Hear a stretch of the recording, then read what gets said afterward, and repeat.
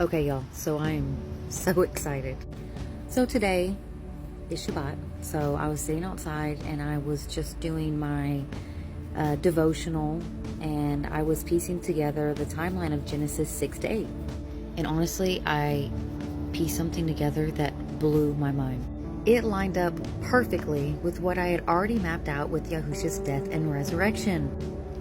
Y'all, guess what? The connection is tied to the exact date, the 17th of the month. Yee! Let me show you. Okay, so let me show you. So these are all the notes I was taking.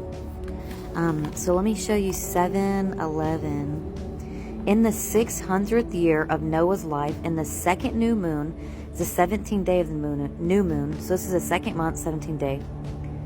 All the fountains of the great deep were broken up, and the windows of the heavens were open. So what this is saying right here is that judgment began on the 17th. Okay, and let me do Genesis 8:4, and then the 7th new moon, the 17th day of the new moon, so that's 7th month, 17th day, the ark rested on the mountains of Ararat. So what is this telling us? Salvation rested on the 17th. So this is showing us that the 17th marks both judgment and salvation in Noah's day. Okay, but now let's look at the calendar reset. Okay, so let's read Exodus 12:2. This new moon is the beginning of new moons for you. It is the first new moon of the year for you. This month is Aviv. Let's go to chapter 13, verse 4, and it tells us. Okay, so 13:4 says, today you are going out in the new moon Aviv. So this locks in the name of the month when Israel left Egypt. Aviv now is the first month. Used to be the 7th month, which was Tishri, I think is the name. Yeah, Tishri.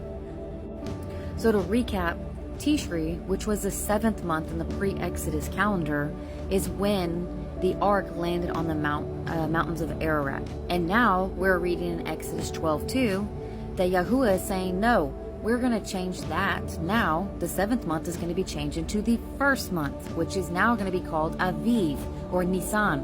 And I showed you in verse 13:4, it locks in the name and tells you that this is the first month. They would be in the spring now instead of the fall. But I also want to show you, it is Exodus 23:15. So it says here, guard the festival of Matzot, 7 days you eat unleavened bread. So this is going to be the feast of unleavened bread that we see in the first month that is still observed. This is for a full week. They have the high Sabbath. And then after that, you also see the festival of harvest, which is the Firstfruits. So originally, the 7th month was the start of the year. That is why the ark rested on the 17th day of the 7th month.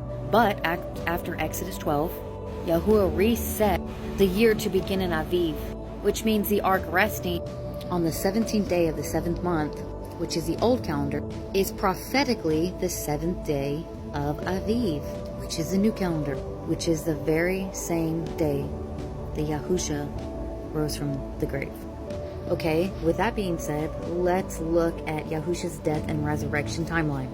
And I promise you, I'm not going to give you a timeline of the Gregorian calendar, what we follow here in America, because that is not the calendar that they followed.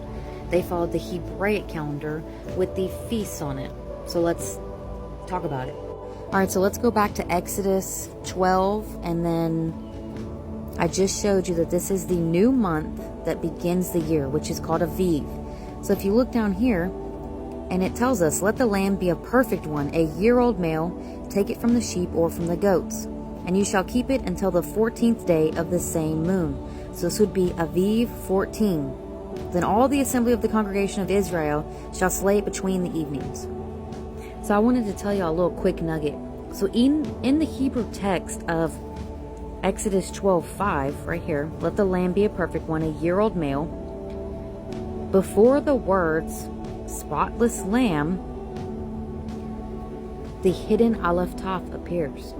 This is pointing straight to Yahusha, the beginning and the end, the Alpha, the Omega. Okay, so Aviv 14 would be Pesach, which is Passover. And on this day, Yahusha dies as a spotless lamb, which would be Wednesday on a Gregorian calendar. And remember, the days were sundown to sundown. So a night would be sundown to sunrise, And then the day would be sunrise to sundown. Okay, so now Yahusha was crucified around 3 p.m. It says the 9th hour. He gave up his spirit and he was quickly buried before the high Sabbath, which would have been on Thursday.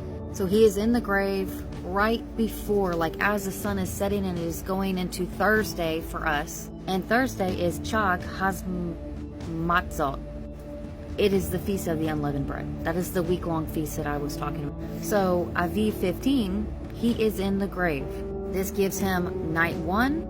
Okay, now let's walk out the exact timeline of Yahusha's death and resurrection. I'm going to show you the Aviv calendar, the Gregorian calendar, and how the 3 nights and 3 days line up perfectly. So Aviv 14 was Pesach, which is Passover. To us, that would be a Wednesday. So Yahusha was nailed to the stake around 9 a.m., which is the 3rd hour of the day. He hung for about 6 hours, which is terrible. And about the 9th hour, which would be around 3 p.m., he cried out and he gave up his spirit. This is Matthew 27:46-50. But because a high Sabbath was to begin at sundown, his body had to be buried quickly before sundown. And that sundown began at Aviv 15, which was the Feast of the Unleavened Bread.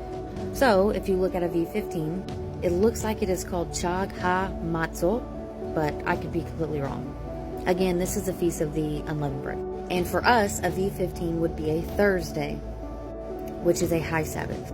So Yahusha is in the grave at this point. So night 1 for him would be Wednesday sundown to Thursday morning, sunrise. Day 1 would be Thursday sunrise to Thursday sundown. And then you look at Aviv 16, which is day 2 of the Feast of the Unleavened Bread. And for us, this would be Friday. So Thursday sundown to Friday sunrise would be night 2. And Friday sunrise to Friday sundown would be day 2. So now he's been in the grave for 2 full days and 2 full nights. Okay, and then that sundown, now it is Aviv 17. And this is called Yom HaBikurim. For us, this would be Sabbath, Saturday. So from Friday sundown to Saturday sunrise would be night 3. Yahusha is still in the grave. And then Saturday sunrise to Saturday sundown would be day 3. So now he has been in the grave for 3 nights and 3 days. So then as the Sabbath ended and the sun was setting and the new day was beginning, Yahusha rose from the grave. This was the beginning of Firstfruits, Yom HaBikurim, which is the 17th of Aviv, which if you look at the pre-Exodus 12 calendar would be Tishri 17th, the same exact day before he changed the calendar. Let's look at Matthew. It says, "For as Jonah was 3 days and 3 nights in the stomach of the great fish, so shall the Son of Man be 3 days and 3 nights in the heart of the earth." That is exactly to perfection what we see played out. So Aviv 14, he was crucified and given up as a sacrifice, just like Torah tells us to do with the sacrifices. And then Aviv 15, you have night 1 and day 1. Aviv 16 is night 2 and day 2. Aviv 17 is night 3 and day 3. And then he rose just after Sabbath, fulfilling the Feast of the Firstfruits. Why do you think all those people were resurrected from their graves and went walking in the city? Or did nobody talk to you about that? So let's just look at Matthew 27:52. "And the tombs were opened, and many bodies of the set-apart ones who had fallen asleep were raised.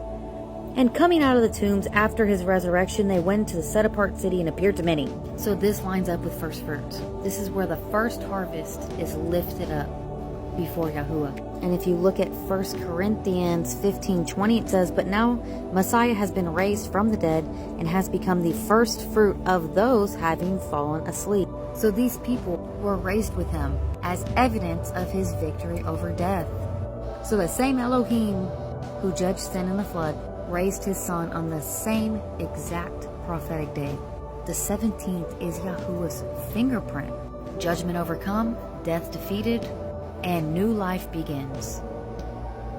Hope it wasn't confusing. It was a lot to pack. Love y'all. Peace.